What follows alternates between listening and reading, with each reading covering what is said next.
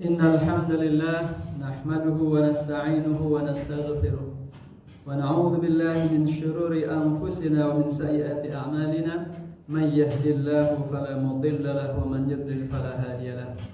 Ashhadu an la ilaha illallah wahdahu la syarika lah wa ashhadu anna Muhammadan 'abduhu wa rasuluhu la nabiyya ba'dah. Allahumma salli wa sallim ala sayyidina Muhammad wa ala alihi wa ashabihi ومن تبعهم بإحسان إلى يوم القيامة. فقال تعالى في القرآن الكريم أعوذ بالله من الشيطان الرجيم ألهاكم التكاثر حتى زرتم المقابر صدق الله العظيم. فيا أيها الحاضرون أوصيكم وإياي نفسي بتقوى الله فقد فاز المتقون. Jamaah salat Jumat Masjid At-Tur yang mudah-mudahan Allah Subhanahu wa taala senantiasa melimpahkan rahmatnya bagi kita semua. Sebagai tanda syukur atas segala nikmat yang Allah berikan kepada kita, nikmat iman, nikmat yang menjadi energi kuat bagi seluruh anggota tubuh kita bergerak ke arah masjid ini dengan segala kondisi yang kita miliki sekarang. Ada yang mungkin sebetulnya kurang enak badan, ada yang mungkin pegel-pegel atau mungkin sedang tidak enak hati dan seterusnya. Tapi energi keimanan telah menggerakkan kita semua ke masjid ini untuk melaksanakan salah satu kewajiban kita, yakni melaksanakan sholat Jumat berjamaah. Maka sebagai tanda rasa syukur itu kita harus senantiasa berupaya meningkatkan keimanan dan ketakwaan kepada Allah Subhanahu wa taala dengan berupaya sekuat tenaga untuk melaksanakan semua yang Allah perintahkan dan menjauhi semua yang Allah Subhanahu wa taala larang untuk kita lakukan. Salawat dan salam semoga tetap tercurah kepada Nabi Muhammad sallallahu alaihi wasallam, keluarga beliau, sahabat beliau, para tabi'in, para tabi'in tabi'in dan seluruh umat Islam yang senantiasa berupaya meneladani beliau. Mudah-mudahan kita termasuk di dalamnya. Amin ya rabbal alamin. Jamaah rahimanallah. Rasulullah sallallahu alaihi wasallam bersabda dalam sebuah hadis bahwa afdhalus siyam ba'da Ramadan syahrullah al-Muharram. Jadi kemuliaan bulan Muharram yang menandai awal tahun baru Hijriah 1448 ini, salah satu dalilnya adalah hadis Nabi yang mengatakan bahwa puasanya itu yang terutama, yang paling utama setelah keutamaan bulan Ramadan. Artinya bulan Muharram adalah bulan yang mulia. Maka sangat tepat kalau bulan Muharram kemudian menjadi salah satu momen, menjadi satu titik di mana kita bisa memperbaiki kemuliaan diri kita. Bukan kemuliaan kita di mata manusia, tapi kemuliaan kita di mata Allah Subhanahu wa taala dengan sama-sama berhijrah. Karena di hadis yang lain Rasulullah sallallahu alaihi wasallam juga bersabda, wal muhajir, dan orang yang berhijrah adalah orang yang man hajaro manahahu Allahu anhu. Orang yang berhijrah sebenarnya adalah orang yang hajar. Hajar itu artinya meninggalkan, menjauhi, membenci minimal, ya, minimal dalam hati apa-apa yang dilarang oleh Allah Subhanahu wa taala. Karena jamaah rahimanallah, dengan berlalunya tahun 1447 Hijriah, sebagaimana disebutkan oleh salah seorang alim, salah seorang ulama besar, Hasan al-Basri, mengatakan bahwa wahai manusia, kalian itu adalah cuma kumpulan hari. Kita semua adalah kumpulan hari-hari yang kalau satu hari berlalu maka berkuranglah kita, sehingga menunggu pertemunya kita kepada Allah Subhanahu wa taala. Maka sebagai momen untuk kemudian kita merefleksi, itu bukan di tahun 1448 Hijriah ini saya sudah punya apa, saya sudah bisa apa, saya sudah setinggi apa derajat di mata manusia.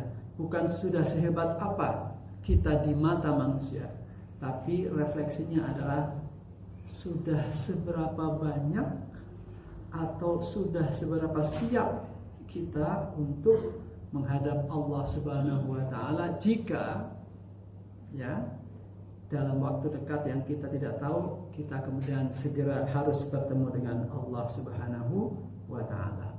Maka jamaah rahimanallah, di momen awal tahun baru Hijriah ini kita bersama-sama mengharap kepada Allah kebaikan.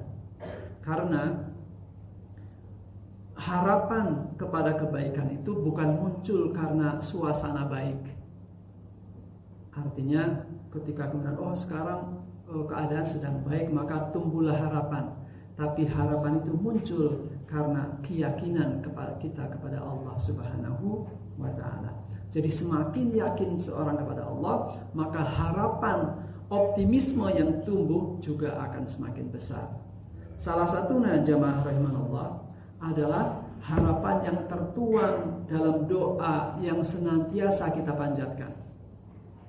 Mungkin sehari kita bisa melafalkannya berkali-kali, tapi ada baiknya kita coba mengingat atau menengok kembali apa makna yang mungkin bisa kita gali dari doa yang hampir sering kita baca. Dan itu menjadi penutup dari doa-doa kita dalam yang kita ucapkan sehari-hari, yakni doa dunia akhirat. Doa ini betul-betul memupuk harapan kita, betul-betul membuat kita mempunyai rojak yang tinggi. Karena menurut salah seorang ulama sufi, seorang ulama para arif billah, ya, Ibnu Athaillah As-Sakandari, bahwa manusia terbang menuju Allah itu dengan dua sayap, yakni sayap khauf, sayap rasa takut kepada Allah yang kemudian membuat orang menjaga diri, mawas diri, sadar diri untuk tidak melaksanakan apa yang dilarang oleh Allah, menjauhi apa yang dilarang oleh Allah. Dan sayap yang satunya lagi adalah sayap roja, harapan akan kemahamuliaan Allah, maha kasih sayang Allah, sehingga dia punya semangat untuk menjalani hidup ini. Dan ulama seperti Ibnu Athaillah adalah ulama yang kemudian memperbesar, mengajak umat untuk lebih memperbesar rojak ini kepada Allah, agar optimisme selalu tumbuh dan agar kasih sayang Allah yang telah melimpah pada diri kita bisa tularkan kepada sesama manusia. Jamaah sholat Jumat rahimanallah, doa kebaikan dunia akhirat, ada juga yang menyebutnya doa sapu jagat. Karena apa? Karena doa ini menjadi penutup dan kalau boleh dibilang menjadi kafarah dari doa-doa yang dipanjatkan. Boleh jadi doa-doa sebelumnya itu lebih besar muatan ego kita, muatan nafsu kita, muatan keinginan yang justru boleh jadi Allah tidak berkenan. Kita punya keinginan, kita punya hajat, kita punya angan-angan, lalu kita berdoa kepada Allah A, B, C, D dan seterusnya. Nah, kemudian ditutup dengan doa ini supaya apa? Supaya dari seluruh rangkaian doa yang kita baca itu, kalau ternyata Allah tidak berkenan, ya tolong tidak dikabulkan. Tapi kalau Allah berkenan, dikabulkan. Kalau ternyata ada doa-doa yang kemudian termuati dengan hawa nafsu, semoga Allah ampuni. Itulah salah satu menjadi doa pamungkas dari seluruh rangkaian doa-doa kita. Mari kita coba tengok ke dalam makna dari tiap kalimat, tiap kata dalam doa tersebut. Rabbana atina fid dunya hasanah wa fil akhirati hasanah wa qina adzabannar. Jamaah rahimanallah, kenapa diksi yang dipakai itu Rabb bukan ilah? Kenapa Rabb bukan ilah? Tentu ini ada alasan yang kuat. Karena ketika kita memanjatkan doa dengan mengucapkan Rabb, artinya kita yakin Allah itu maha pengasuh, maha pendidik. Jadi muatan pendidik lebih kuat dari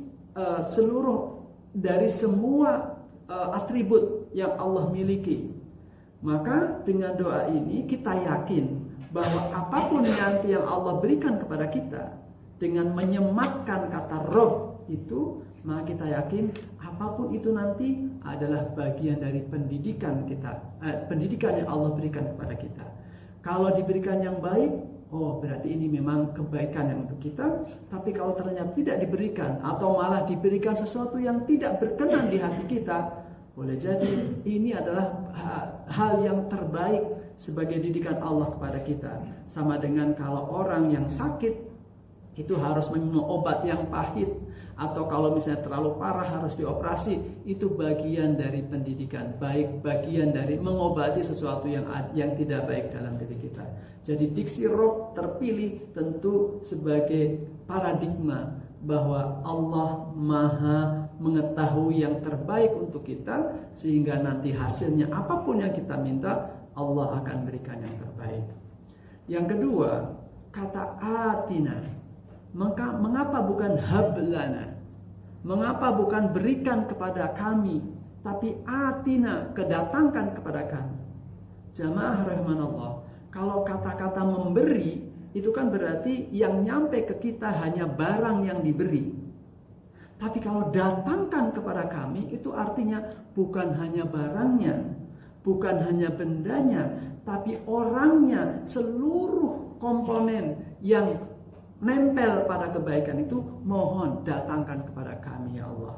Jadi artinya kita mintanya total, bukan hanya barang benda yang baik, tapi juga seluruh komponen yang bergerak di dalamnya, yang terlibat di dalamnya, mohon berikan kepada kami ya Allah. Fid dunya hasanah, di dunia kebaikan. Jamaah rahimanallah, ketika kita mendengar kata kebaikan di dunia, mungkin yang muncul kemudian apa? Kekayaan, ketenaran, terhormat, fisik yang bagus, fisik yang sehat, nggak sakit-sakitan. Itu mungkin yang terlintas bagi kita di benak kita. Pertanyaannya, kalau kekayaan di dunia disebut sebagai kebaikan, apakah kemiskinan berarti keburukan? Apakah orang sehat itu disebut baik, lalu orang sakit disebut tidak baik? Menurut para arif billah, para ulama, bukan itu yang dimaksud kebaikan. Yang dimaksud kebaikan adalah apapun itu, keadaan apapun itu yang diberikan oleh Allah kepada kita, kita ridho kepadanya, kemudian Allah pun ridho karena memberikan kepada kita, dan kita gunakan barang itu, kita gunakan keadaan itu untuk beribadah, mendekatkan diri kepada Allah. Itu baru namanya kebaikan. Diberi kekayaan berupa kendaraan yang mewah, tapi justru membuat dia sombong, malah jadi jauh dari Allah, jauh dari beribadah, berarti kendaraan, kemewahan itu bukan kebaikan. Tapi ada orang yang diberikan sakit, diberikan kemiskinan, tapi kemudian justru membuat dia dekat kepada Allah, itu juga berarti kebaikan. Jadi kebaikan itu bukan terletak pada benda atau keadaan, tapi bagaimana orang mensikapi benda atau kebaikan itulah yang kemudian bisa menjadi menjadi status dari apakah itu kebaikan atau tidak. Maka kita minta kepada Allah ketika Rabbana atina fid dunya hasanah, di dunia itu jangan kemudian kita hanya bayangkan yang hidup layak, hidup mapan, hidup tentu boleh saja kita bayangkan itu, tapi tetap harus dilandasi, dan semua itu ya Allah mudah-mudahan menjadikan kendaraan, menjadikan wasilah, media bagi saya untuk lebih mendekatkan diri kepada Engkau ya Allah. Nah, yang kedua, yang berikutnya adalah wafil akhirati hasanah, dan kemudian diberikan juga kepada kami kebaikan di akhirat. Tentu di akhirat cuma ada dua opsi, cuma ada dua pilihan, keburukan yang diwakili oleh neraka dan kebaikan yang diwakili oleh surga. Maka di dunia kita ingin mendapatkan kebaikan apapun itu bentuknya, yang penting kita ridho dan kita melaksanakannya, mempergunakannya untuk keridhaan kepada Allah. Di akhirat kita juga minta agar diberikan kebaikan berupa surganya Allah Subhanahu wa ta'ala. Jamaah rahimanallah. Lalu yang terakhir, kita sudah minta kebaikan di dunia, sudah minta kebaikan di akhirat berupa surga. Tapi kenapa mesti ada tambahan waqina adzabannar? Kenapa mesti ditambah dengan jauhkan kami ya Allah, jaga kami ya Allah dari neraka? Apa itu nggak double-double? Kalau orang sudah masuk surga ya pasti nggak masuk neraka dong. Ternyata bukan sesederhana itu jamaah rahimahullah. Ternyata menurut para ulama ada hikmah kenapa ditambahi lagi dengan waqina adzabannar, dikuatkan dengan waqina adzabannar adalah karena kata mereka, kata para alim adalah supaya ketika kita nanti insya Allah masuk surga tidak harus transit dulu di neraka. Jadi kalau bisa insya Allah kita bisa masuk surga bi ghairi hisab. Kita masuk surga tanpa harus melalui proses audit terlebih dahulu. Karena jangankan nanti di akhirat, di dunia saja. Kalau kita kerja di kantor ada manapun lalu ada audit tuh. Jangankan audit eksternal, audit internal saja sesama teman gitu, sesama divisi gitu ya. Ketika saling mengoreksi gitu itu juga lumayan. Hati lumayan deg-degan, persiapannya harus matang.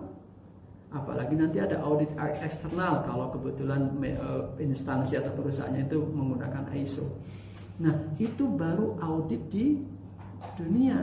Kalau audit di dunia masih punya kesempatan untuk memperbaiki, paling NCR terus nanti diperbaiki, nanti kemudian menjadi bagus lagi. Tapi kalau audit di akhirat sudah tidak ada titik baliknya, tidak ada kesempatan lagi untuk memperbaiki, maka audit di akhirat itu juga sudah merupakan kesusahan tersendiri. Sudah auditnya panjang, sangat mendebarkan, sangat menakutkan, terpaksa harus transit dulu di neraka. Wal'iyadzubillah. Tentu kita semua tidak menginginkan itu. Kita semuanya pengen insya Allah dengan izin Allah waqina adzabannar, kita bisa masuk surga bi ghairi hisab, tanpa melalui proses audit. Makanya jamaah rahimahullah, mudah-mudahan setiap kita membaca doa itu mulai sekarang mudah-mudahan bertambah tuh maknanya, bertambah tuh keyakinannya, bertambah tuh optimismenya, sehingga kita yakin Allah yang maha baik itu akan selalu memberikan yang terbaik bagi kita, baik dunia maupun akhirat. Barakallahu fikum, astaghfirukum fastaghfiruhu innahu huwal ghafurur rahim. Allahumma shalli ala sayyidina Muhammad wa ala ali sayyidina Muhammad.